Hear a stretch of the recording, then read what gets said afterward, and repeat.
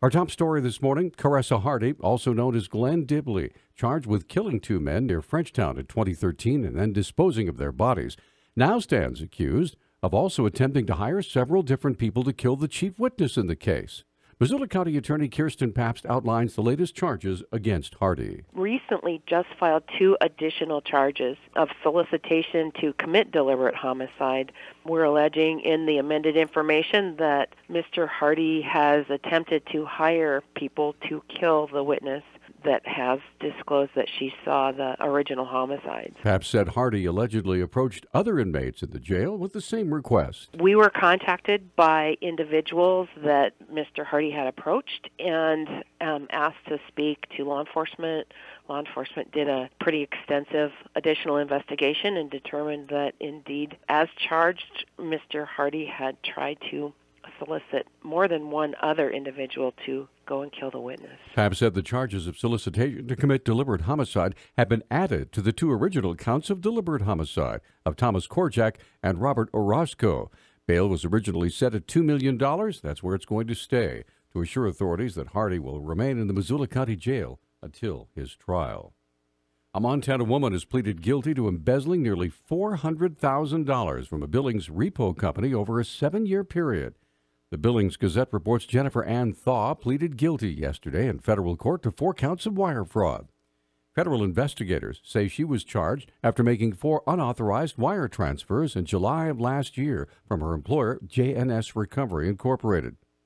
According to court documents, Thaw worked as the company's office manager and oversaw its accounts. Authorities say she transferred the company's money into her personal checking account. The court documents identified 4 transfers of less than $5,000 each, but prosecutors say the total theft amounted to nearly $400,000. Thaw was released pending her sentencing. Missoula Pita Pit co-owner Chris Butts has seen a lot of things during the night shift and as owner of a downtown establishment. However, he says he never experienced anything like the aftermath of what occurred when a store employee was filmed spitting into a pita during a late-night spat with customers last weekend. You know, as a small business owner, you're up at night worrying about possible things that could happen. This is something that I've never dreamt could happen. It's stunning, it's shocking, and I'm shaking still.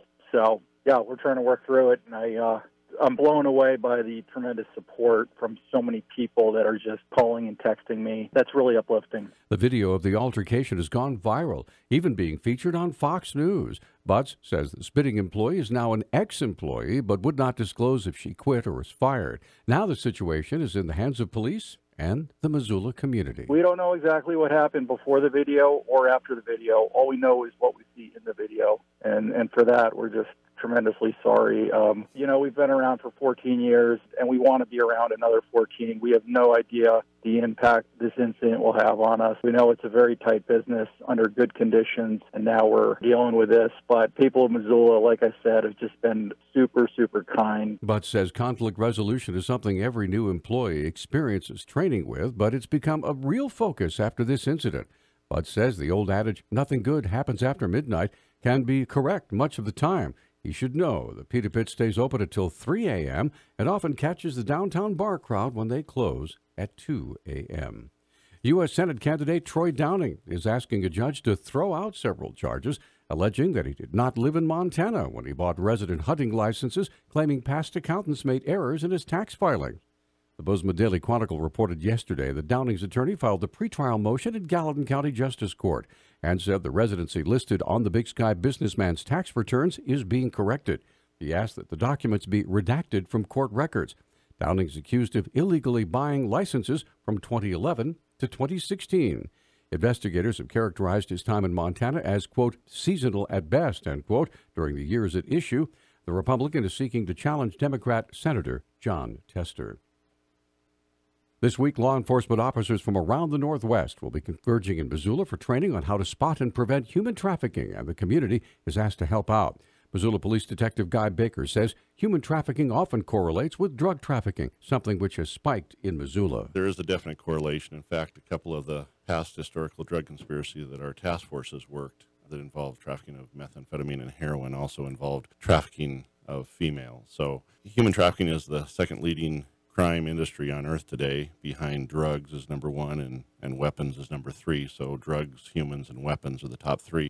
Missoula County Sheriff's Department Chaplain Lowell Hochhalter says homeless youth are often targeted for human trafficking, and there are hundreds in the local area. When we talk about homeless, we're talking about those kids that will couch surf. They're going from home to home. They're not staying at their home, or they're staying in a camper, or they're living in their car. I think Missoula would be shocked to know how many truly homeless youth we have. And it makes them completely vulnerable to an exploiter, to a trafficker, to come in and say, "Hey, you don't deserve that. You shouldn't live like that. You come with me. I'll care about you."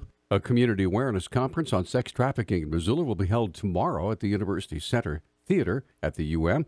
The conference is free and open to the public and will feature presentations by a diverse group of those who confront the issue, including Andrea Griffin, a local mother of a trafficking victim.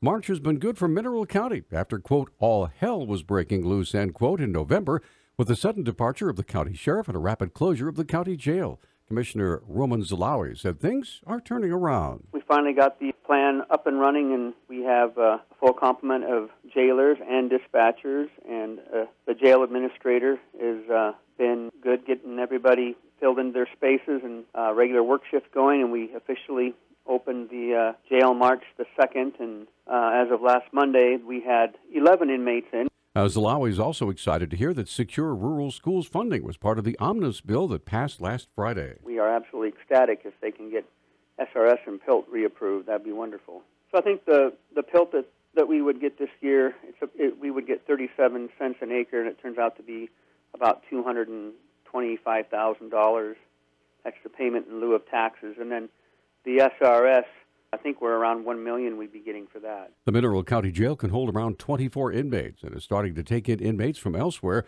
As things change in Mineral County, it could benefit Lake County as well, which has been struggling with a full jail all year. Our news talk time now is 6:12. Newstalk, KGVO. Missoula's official weather station. Scattered showers will be possible early today, but by the afternoon, partly sunny skies. High temperatures will be in the upper 40s tonight. Overnight low temperatures will drop to the 30-degree mark. I'm meteorologist Brooke Foster for Missoula's KECI 13.